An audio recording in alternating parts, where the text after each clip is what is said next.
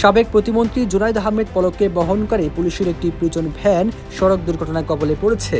এতে জুনাইদ আহমেদ পলক সহ ভ্যানে থাকা বেশ কয়েকজন আহত হয়েছেন বলে জানা গেছে। এতে পলক শরীরে বিভিন্ন স্থানে আঘাত পান। 28 এপ্রিল সকালে তাকে কারাগার থেকে আদালতে নিয়ে যাওয়ার সময় এই দুর্ঘটনা ঘটে। জানা গেছে, জুলাই গণঅভ্যুত্থানের সময় সংঘটিত মানবতা বিরোধী অপরাধের মামলায় জুনাইদ আহমেদ পলককে ট্রাইব্যুনালে হাজির করার কথা ছিল।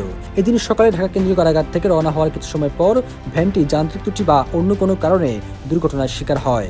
এতে পলক শরীরে বিভিন্ন স্থানে আঘাত পান।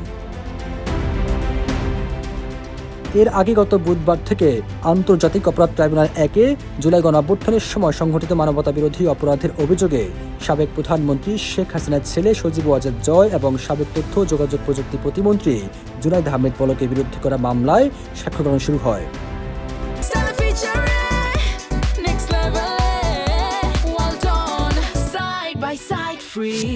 এই মামলায় অভিযুক্ত সজীব ওয়াজেদ জয় পলাতক থাকলেও কারাগারে আটক রয়েছেন সাবেক প্রতিমন্ত্রী জুনাইদ আহমেদ পলক। জুলাই-আগস্টের আন্দোলনে ছাত্র জনতার উপর দমন পীড়ন ও মানবতা বিরোধী অপরাধের অভিযোগে তাদের বিরুদ্ধে এই মামলাটি বিচারাধীন রয়েছে।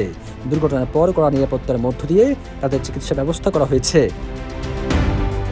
সবুজ আলম, নিউজ ডেস্ক, ইত্তেফাক।